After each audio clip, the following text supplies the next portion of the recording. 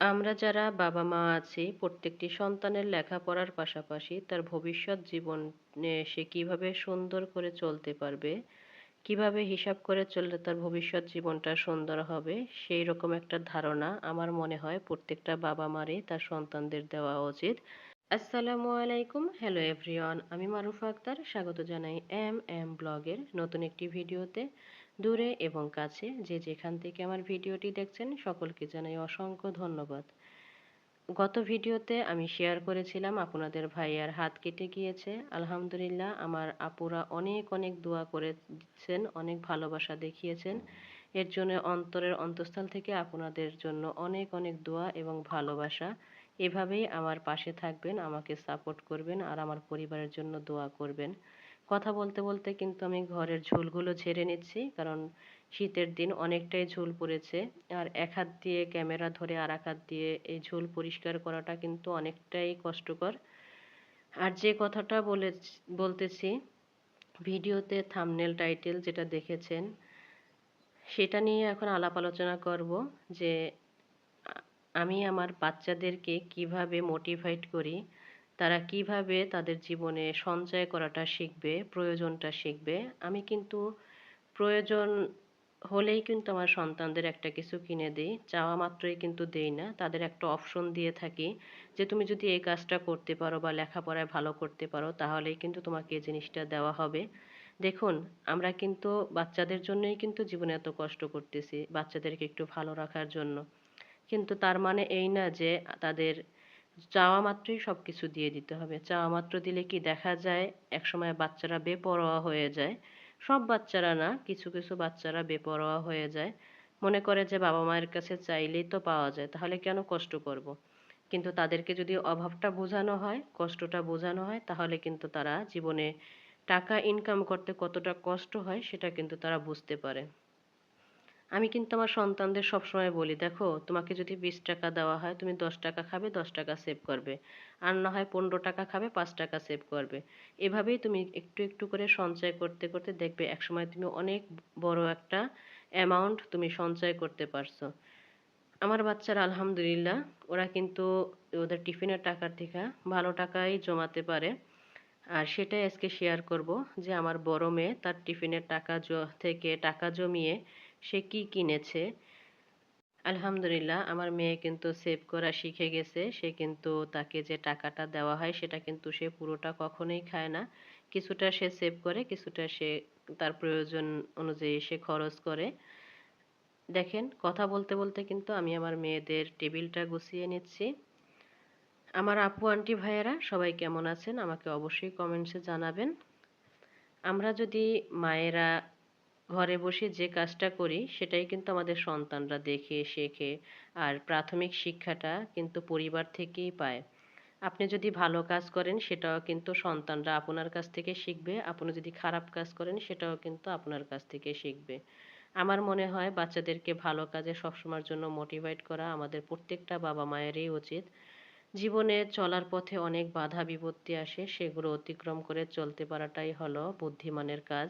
এই দেখেন, এই যে কিউট একটা অ্যালার্ম ঘড়ি, এই ঘড়িটা কিন্তু আমার মেয়ে কিনেছে তার টিফিনের টাকা জমিয়ে। দেখেন, দেখতে কত সুন্দর লাগতেছে, মাশাআল্লাহ। আমার মেয়ের চয়েস কিন্তু অনেক ভালো, আমি আমার মেয়ের চয়েসের প্রশংসা করতেছি। আপনারাও জানাবেন কেমন হয়েছে।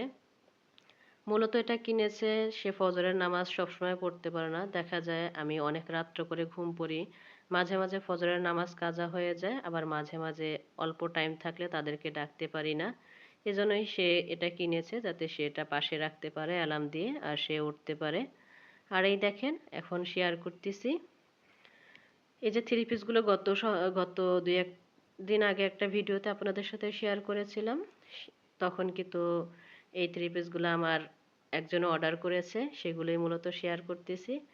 আর কে অর্ডার করেছে সেটাও বলবো। দেখেন, একই রকম থ্রি পিস দুইটা অর্ডার করেছে।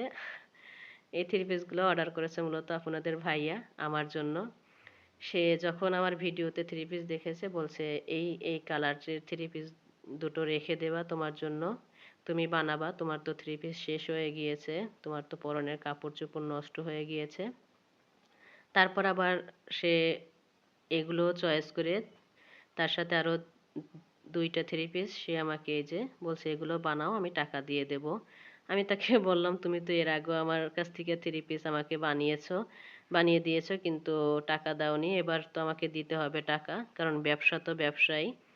আলহামদুলিল্লাহ 5টা থ্রি পিস সে আমাকে কিনে দিয়েছে আমার কাছ থেকে। আর দেখেন আমি কিন্তু থ্রি পিস পাওয়া মাত্রই কিন্তু আমি সাথে সাথে কেটে এই যে বানিয়ে নিচ্ছি এক এক করে। একদিকে আমার ব্যবসাটাও হলো আর একদিকে আমার প্রয়োজনটাও হলো। ভালো হলো না বলেন তো? আমার মনে হয় প্রত্যেকটা হাজবেন্ডেরই তার এভাবে তার ওয়াইফকে সাপোর্ট করা উচিত। কারণ কোনো মানুষ আগে বাহিরের মানুষের সাপোর্ট পায় না, আগে ঘরের মানুষেরই সাপোর্টের দরকার হয়। আমার হাজবেন্ডকে আমি এমনিতে তো ধন্যবাদ জানিয়েছি, ভিডিওর মাধ্যমেও তাকে ধন্যবাদ জানাচ্ছি। সে আমার বিজনেসের কাজে আমাকে সহযোগিতা করেছে এর জন্য। এই তো কথা বলতে বলতে কিন্তু আমি জামা বানিয়ে নিচ্ছি। আর আজকের ভিডিওতে যারা এ পর্যন্ত আছেন সবাইকে অনুরোধ করব প্লিজ একটা লাইক দিয়ে পুরো ভিডিওটা কন্টিনিউ করবেন। আমার আপুরা আমার ভিডিও ভালোবেসে দেখে, আমি সবসময়ই বলি, কিন্তু আমার ভিডিওতে লাইকের পরিমাণ অনেক কম। আপুরা আমরা চাই সবাই একসাথে সমান তালে সামনের দিকে এগিয়ে যেতে। প্লিজ কেউ হিংসা করে লাইকটা না দিয়ে চলে যাবেন না, দয়া করে একটা লাইক দিয়ে দিবেন, কারণ একটা লাইক দিলে আপনার মতো হাজারো দর্শকের কাছে আমার ভিডিওটা পৌঁছে যাবে। এই তো কথা বলতে বলতে কিন্তু আমি আমার জামাগুলো বানিয়ে নিয়েছি, কেমন হয়েছে জানাবেন। এই যে লাল জামাটা দেখছেন, এরকম আরেকটা জামা সে আমার জন্য অর্ডার দিয়েছে। আমি বলতেছি একই রকম বানাবো, সে বলতেছে বানাও, 2টা কালারেই সুন্দর লাগতেছে। তার জন্য একটা কেটে বানিয়ে নিয়েছি আর একটা বানাবো, কারণ যেহেতু ছোট বাচ্চা একসাথে তো বানাতে পারবো না, আস্তে আস্তে বানাতে হবে। ভয়েস দিচ্ছি, ওদিকে মেয়ে কান্না করতেছে, একটু তাড়াতাড়ি ভয়েস দিচ্ছি। আর হ্যাঁ, জামার ডিজাইনগুলো কেমন হয়েছে আমাকে অবশ্যই জানাবেন। আর এবার কিন্তু আমি প্রথম প্যান্ট কাটিং সালোয়ার বানিয়েছি নিজের জন্য, কারণ আমি একটু ঢোলাঢালা পরতে পছন্দ করি, আর প্যান্ট কাটিং যেহেতু একটু ফিটিং হয়, আমি আমার মতো করে লুজ করেই বানিয়েছি যাতে আমি পরে কমফোর্ট ফিল করতে পারবো। এর জন্য এই তো কেমন হয়েছে আমার জামা দুটো বানানো অবশ্যই জানাবেন। তারপরে এই দেখেন বাজার করতে চলে গিয়েছি, বাজার করে নিয়ে এসেছি। আজকের ভিডিওটা একটু লং হয়ে গিয়েছে, প্লিজ একটু ধৈর্য ধরে সবাই দেখে নেবেন, কারণ 40-45 মিনিটের ভিডিও কেটে সেটে 12 মিনিটে এনেছি। টুকটাক বাজার করেছি, মাসের বাজার এখনো করিনি, যখন যেটা প্রয়োজন হচ্ছে তখনই সেটা নিয়ে আসছি। আগের মতো বস্তা ভর্তি করে বাজার করা এখন পসিবল হচ্ছে না, কারণ যে হারে জিনিসপত্রের দাম বেড়েছে। আমার মনে হয় যখন যেটা দরকার তখন সেটা এনে খাওয়াই সবচেয়ে বুদ্ধিমানের কাজ, কারণ দামটা একটু এখন ওঠানামা করতেছে। যেহেতু পেঁয়াজ রসুন নতুন উঠতেছে, আলু, এর জন্য অল্প অল্প আনতেছি, অল্প অল্প খাচ্ছি। এই তো একটা হালকা ধুলা পড়েছে, সেগুলো একটু মুছে এখন পেঁয়াজগুলো একটু বেছে তারপরে রেখে দেব। নষ্ট পেঁয়াজ থাকলে সেগুলো আগে খেয়ে নেব। আমার আপুরা খুব সুন্দর করে ভিডিও বানায়, সুন্দর করে কথা বলে, ভয়েস দেয়, আমার কাছে খুব ভালো লাগে। বিশ্বাস করেন আপুরা, আমি যার ভিডিও দেখি না কেন, ভিডিওতে ক্লিক করি না কেন, যদি তার ভিডিওটা দেখা আমার জন্য পসিবল না হয় তখন কখনোই আমি তার ভিডিওতে ক্লিক করি না, কারণ আমি চাই না যে আমি তার ভিডিওতে ঢুকে অর্ধেক দেখে চলে আসব বা একটুখানি দেখে বেরিয়ে আসব, এতে তার চ্যানেলের জন্য অনেক বড় একটা ক্ষতি হয়ে যাবে। আর আমি যে ভিডিওতে কথাগুলো বলতেছি না, অনেকে মনে করতে পারেন যে আমি মিথ্যা বলতেছি, শুধু ভিডিওতে মানুষের ভালোবাসা পাওয়ার জন্য বলতেছি, তা না।